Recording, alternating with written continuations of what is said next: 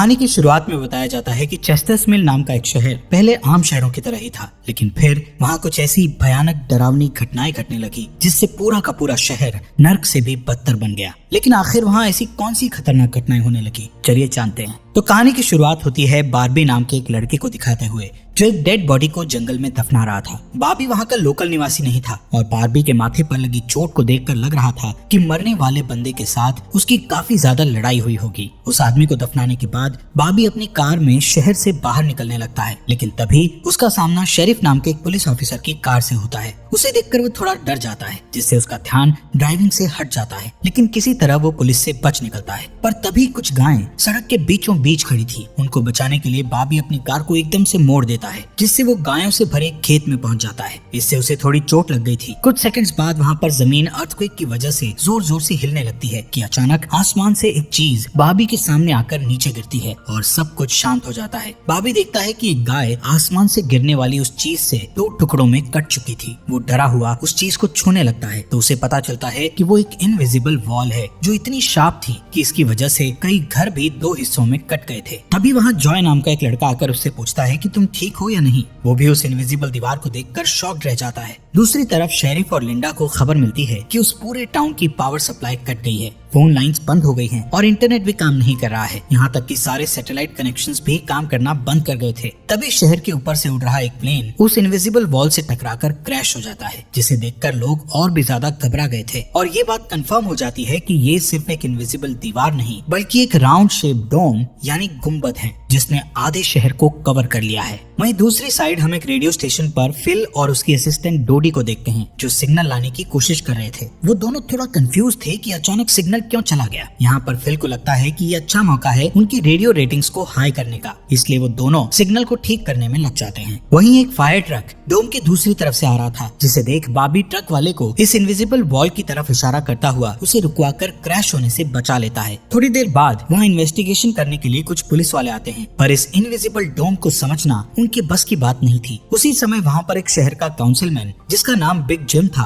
वो भी पहुँच जाता है, लेकिन उसे भी इस डोम के बारे में कुछ भी समझ नहीं आता। यहाँ पर पुलिस को इन्फॉर्मेशन मिलती है कि उस शहर की तरफ आने वाले सभी रास्तों को बंद कर दिया गया है क्योंकि उस डोम की वजह से बहुत सारे एक्सीडेंट हो रहे हैं। इसके बाद हम 3 लोगों की फैमिली को देखते हैं, जिसमें मदर कैरोलीन, एलिस और उन दोनों की बेटी नोरी उसी टाउन की तरफ जा रही थी। उन्हें इस बात की खबर नहीं थी कि डोम ने उस टाउन को कवर किया हुआ है। दूसरी तरफ हम जूलिया नाम की एक इन्वेस्टिगेटिव रिपोर्टर को देखते हैं जिसका चेस्टर्सविल शहर में बहुत नाम था। एक दिन एक औरत उसे एक सीक्रेट खबर देने के लिए कॉल करती है। वो औरत उसे बताती है कि उसने उस वीक चेस्टर्स मिल में प्रोपेन से भरे 6 ट्रक को जाते हुए देखा है और उसके हिसाब से इतनी बड़ी क्वांटिटी में प्रोपेन जैसे फ्यूल का शहर में आना किसी खतरनाक प्लान का हिस्सा हो सकता है। जूलिया उस औरत को इस बारे में इन्वेस्टिगेशन करने का वादा करती है, पर वो अपने काम में ज्यादा बिजी होने के कारण उस पर ध्यान नहीं दे पाती। वहीं बिग जिम रेडियो स्टेशन जाकर इमरजेंसी की अनाउंसमेंट करता है। कैरोलीन जो एलिस और नॉरी के साथ शहर में आ रही थी ये अनाउंसमेंट सुन लेती है, पर उन्हें लगता है कि ये किसी तरह का एडवर्टीजमेंट है, इसलिए वो इस अनाउंसमेंट पर ध्यान नहीं देती और उनकी कार डोम से टकराते टकराते बचती है क्योंकि उससे पहले दूसरी तरफ से आ रहा एक ट्रक डोम से टकराकर क्रैश हो जाता है, जिसे देखकर वो तुरंत अपनी कार की ब्रेक लगा देती है। इतने बड़े इंसिडेंट को देखकर नॉरी के दौरे पड़ने लगते हैं, जिससे वो बेहोश हो जाती है, लेकिन बेहोश होने से पहले वो किसी पिंक स्टार के बारे में कहती है। अब यहाँ से नॉरी को जल्दी से हॉस्पिटल में ले जाया जाता है, जो कि टाउन में होने वाली घटनाओं से घायल हुए लोगों से भरा पड़ा था। वहीं जूलिया और बार्बी घायल हुए लोगों को हॉस्पिटल ला रहे थे। इसी हॉस्पिटल में जूलिया का हस्बैंड भी डॉक्टर था। वो उससे मिलने जाती है, लेकिन उस वक्त उसका हस्बैंड हॉस्पिटल में नहीं था। हॉस्पिटल में जूलिया को पता चलता है कि उसका हस्बैंड संडे को कभी काम नहीं करता था, पर वो जूलिया को हमेशा झूठ बोलता आ रहा था। हॉस्पिटल के बाहर हम बार्बी और एंजी को मिलते हुए देखते हैं। दोनों को साथ देखकर जूनियर के अंदर एक अलग सी जलन पैदा होती है। वहीं अब टाउन के बॉर्डर्स को सैनिकों द्वारा सील कर दिया जाता है। बहुत सारे साइंटिस्ट और एक्सपर्ट्स को भी इस अजीब व गरीब मुसीबत का असल कारण नहीं पता चलता, पर कुछ घंटों बाद बिग जिम प्रोपेन के बारे में बात करने के लिए शेरिफ से मिलता है। यहाँ पर उनकी बातों से हमें पता चलता है कि उनको इस डोम के बारे में पहले से थोड़ा बहुत पता था, पर वो इस पर खुलकर बात नहीं कर रहे थे। वहीं बार्बी को उस टाउन में 1 दिन के लिए रुकना था, पर उसके पास ठहरने के लिए कोई जगह नहीं थी, इसलिए वो अपनी कार में ही रात बिताने का फैसला करता है। तभी जूनियर उसके पास आता है और उसे एंजी से दूर रहने को कहता है। धीरे धीरे उसकी बात धमकी में बदल जाती है। भाभी हैरान होता है कि आखिर उसकी गलती क्या है। इसी बीच वहाँ जूलिया आ जाती है, जिससे वो झगड़ना बंद कर देते हैं। यहाँ से सीन शिफ्ट होता है और हम देखते हैं कि टाउन के ऐसे हालात से लापरवाह होकर एक जगह कुछ टीनेजर्स पार्टी कर रहे थे। इनमें जॉय भी था। जॉय एक लड़के से वहाँ के हालात पर बात करने लगता है, लेकिन अचानक जॉय को दौरा पड़ने लगता है और वो पिंक स्टार के बारे में बोलने लगता है, जैसे कि पहले नॉरी ने बोला था। वहीं जॉय की बहन एंजी घर पर अकेली होती है। तभी अचानक उसके घर में जूनियर घुसकर उसको किडनैप करके अपने फादर के टूटे फूटे शेल्टर में ले जाता है। यहाँ पर वो उसे बताता है कि मुझे पता है शहर को कवर किए इस डोम के बारे में। यहाँ पर एंजी को उससे ये भी पता चलता है कि बिग जिम ही जूनियर का फादर है। जूनियर एंजी को ये भी बताता है कि उसके फादर अपनी फैमिली की सुरक्षा को लेकर हमेशा चिंतित रहते थे, इसलिए उन्होंने फैमिली के लिए ये शेल्टर बनाया था। वहीं दूसरी साइड जूलिया बाबी को अपने घर में ठहरने के लिए लाती है। तभी अचानक बाबी की नजर उसके हस्बैंड की फोटो पर पड़ती है और उसे रियलाइज होता है कि ये वही आदमी है जिसे उसने सुबह मारा था। दूसरी तरफ लिंडा और शेरिफ सभी व्हीकल्स पर नजर रख रहे थे ताकि कोई भी गलती से इस डोम से न टकरा जाए। तभी अचानक शेरिफ को अटैक आ जाता है और वो वहीं पर मर जाता है। अब यहाँ से हमें सुबह की घटना फ्लैशबैक में दिखाई जाती है,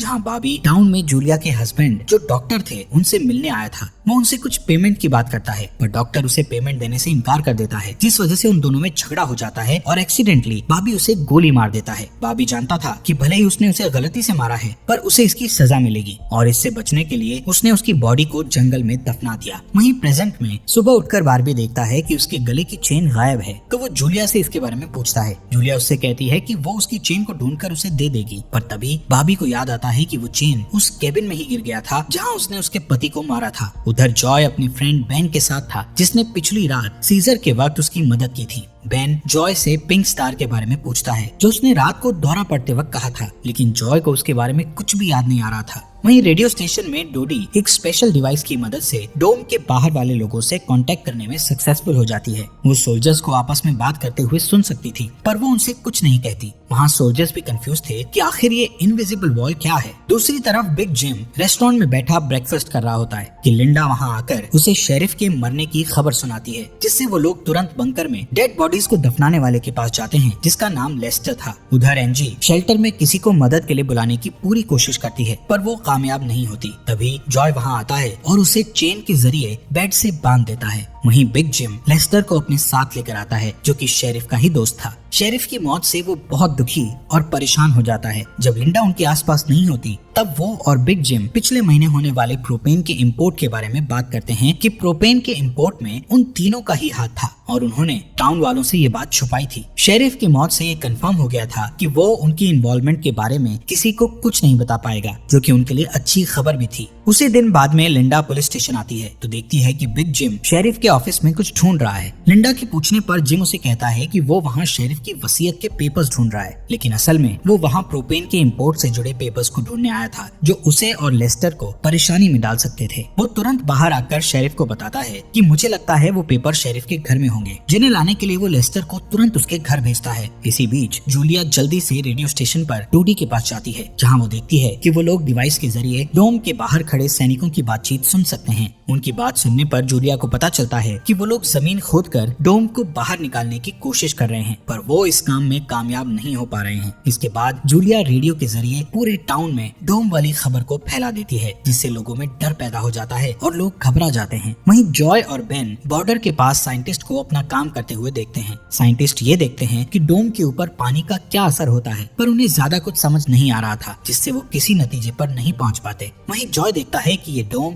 एक छलनी की तरह है। वो बेन से बताता है कि इस डोम में से बिल्कुल मामूली सा पानी आर पार जा सकता है। दूसरी ओर बार्बी अपनी चेन ढूंढने जूलिया के हस्बैंड डॉक्टर के केबिन में जाता है। वहाँ उसे उसका चेन मिल जाता है, पर तभी जूनियर वहाँ आकर उसे देख लेता है। जूनियर उससे पूछता है कि क्या तुम एंजी के साथ सोए थे। यहाँ पर बार्बी को लगता है कि शायद उसने उसे चेन ढूंढते हुए देख लिया है और इसीलिए वो जूनियर को ऐसे ही वहाँ से जाने नहीं दे सकता था, इसलिए वो जूनियर को बहुत बुरी तरह से पीटने लगता है। वहीं हम देखते हैं कि लेस्टर शेरिफ के घर पहुंचकर प्रोपेन इंपोर्ट के पेपर्स को ढूंढने लगता है। कुछ टाइम बाद उसे वो पेपर्स ड्रॉवर में मिल जाते हैं, तभी वो उन्हें जला देता है। जब वो वहाँ से जाने लगता है तो उसका पैर लगने से पेपर्स की आग घर के पर्दों पर लग जाती है, जिससे आग की लपटें पूरे घर में फैल जाती हैं और पूरा घर जलने लगता है, जिसे देखकर जल्दी ही बहुत सारे लोग जमा हो जाते हैं और आग बुझाने की कोशिश करते हैं। पर फायर ट्रक के बिना आग बुझाना नामुमकिन था। अगर वो लोग घर को जलने देते तो डोम के अंदर का टेम्परेचर बहुत बढ़ जाता, जिससे लोगों की जानें भी जा सकती थी। इसलिए सब मिलकर आग बुझाने में लग जाते हैं। बॉबी लोगों को आग बुझाने में लीड करता है। तभी लिंडा को घर के अंदर से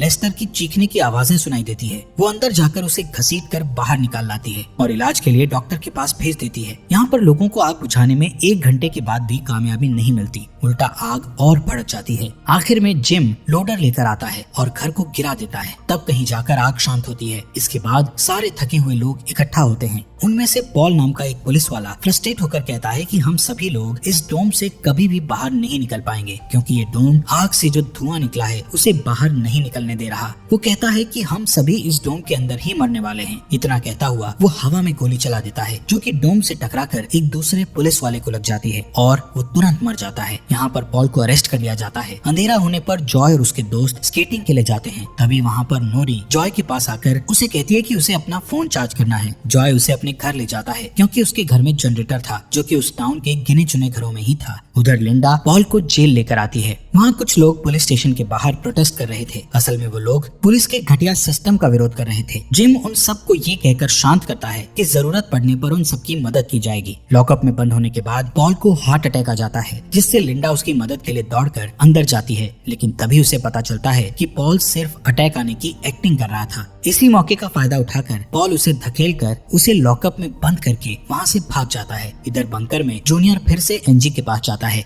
एनजी समझ चुकी थी कि अगर उसे यहाँ से निकलना है तो उसे जूनियर को झूठे जाल में फंसाना पड़ेगा। इसीलिए वो उससे अपने बचपन की यादें साझा करती है, जब वो दोनों एक बंद टनल में जाया करते थे, और कहती है कि हो सकता है डोम का टनल पर कोई असर नहीं हुआ हो, तो वो लोग बाहर जा सकते हैं। यहाँ पर एनजी सोचती है कि अब वो उसके प्यार के जाल में फंस गया है तो शायद वो उसे छोड़ दे, लेकिन ऐसा कुछ नहीं होता। जूनियर अकेले ही उस टनल में जाने का प्लान बनाता है। वहीं जिम जब पुलिस स्टेशन में आता है तो पॉल की जगह लिंडा को लॉकअप में बंद देखता है। वो तुरंत उसे लॉकअप से बाहर निकालता है। उन्हें पता चलता है कि पॉल अपने साथ एक राइफल और कुछ गोलियां लेकर गया है। लिंडा तुरंत उसकी तलाश में जंगल की ओर निकल जाती है, क्योंकि उसे पता था कि पॉल अक्सर शिकार करने जंगल की तरफ जाया करता था। वहीं जिम पॉल को पकड़ने के लिए एक टीम तैयार करता है। उधर रेस्टोरेंट में बैठी कैरोलीन को नॉरी की फिक्र हो रही थी, क्योंकि वो पिछली रात अपनी दोनों मदर्स को बिना बताए जॉय के घर रुक गई थी। वहीं जिम लोगों से पॉल को तलाश करने के लिए उसकी टीम ज्वाइन करने को कहता है। वो बॉबी से भी उनके साथ चलने को कहता है, क्योंकि वो आग बुझाने में अच्छा लीडर साबित हुआ था। इसके बाद वो लोग जंगल में जाने लगते हैं। रास्ते में बार्बी अपनी खूबियां दिखाता हुआ उनसे कहता है कि वो मिलिट्री में भी रह चुका है। वहीं दूसरी ओर जूलिया जूनियर को टनल की तरफ जाते हुए देखती है। वो उसे रोककर पूछती है कि वो बैग पैक करके कहाँ जा रहा है, लेकिन जूनियर बहुत जल्दी में था और वो नर्वस भी था।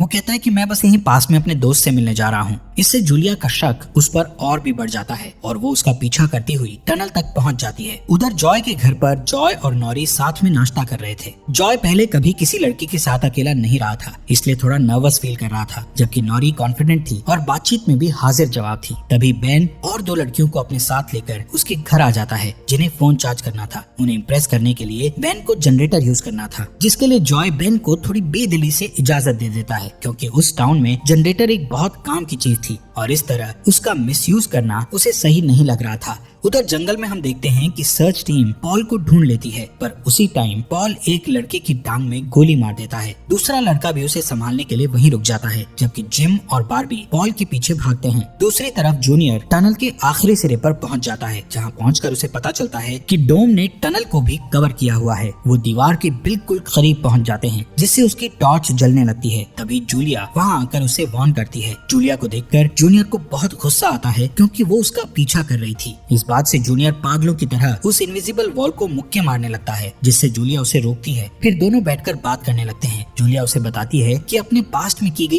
एक गलती की वजह से वो जर्नलिस्ट की इस बेकार सी जॉब में फंस गई है। उधर जॉय का घर लोगों से भर जाता है, जो अपनी अपनी जरूरत के लिए उसके जनरेटर को यूज करने के लिए आए थे। एक बदमाश लड़का लोगों से जनरेटर यूज करने के बदले में पैसे वसूलने की कोशिश करता है, जो कि उसका था ही नहीं, लेकिन उसके खिलाफ बोलने की किसी में हिम्मत नहीं थी। ये देखकर नॉरी सब कुछ हैंडल करने के लिए आगे बढ़ती है, पर मामला और भी ज्यादा गर्म हो जाता है। लेकिन इससे पहले कि कुछ गलत होता तभी लाइट ही चली जाती है। नॉरी इस बात से बहुत खुश होती है कि जॉय ने उस बहस में उसका साथ दिया। वहीं जंगल में बॉबी और जिम पॉल तक पहुंच जाते हैं, पर पॉल ने अपनी राइफल निकाल रखी थी जिससे वो जिम को मारने ही वाला था कि तभी पीछे से लिंडा आकर उसे शूट कर देती है। दूसरी साइड कैरोलीन जॉय के घर जाकर अपनी बेटी नॉरी से मिलती है। वो नॉरी से कहती है कि उसे थोड़ा जिम्मेदार बनना चाहिए। उसकी डांट सुनकर जॉय और नॉरी एक दूसरे का हाथ पकड़ लेते हैं, जिससे एक स्ट्रेंज स्पार्क पैदा होता है और उसी वक्त दोनों को दौरे पड़ने लगते हैं। वो दोनों एक साथ किसी पिंक स्टार के बारे में बात कर रहे थे। उधर जूनियर शेल्टर में एंजी के पास जाता है, लेकिन इस बार उसके हाथ में फर्स्ट एड किट थी। एंजी उसके जख्मों पर मरहम पट्टी करती है और चुपके से सीजर अपने पास रख लेती है। वहीं हम देखते हैं कि जूलिया और बार्बी दिन भर की थकान के बाद वापस घर लौटते हैं, लेकिन जूलिया जूनियर की बातें सुनने के बाद से ही बार्बी पर शक करने लगी थी। और जब बार्बी नहाने जाता है तो जूलिया उसका सामान चेक करने लगती है। और आपको ये अंडर द डोम सीरीज यहाँ तक कैसी लगी? इस सीरीज के नेक्स्ट एपिसोड लाएं या नहीं, कमेंट बॉक्स में हमें जरूर बताएं।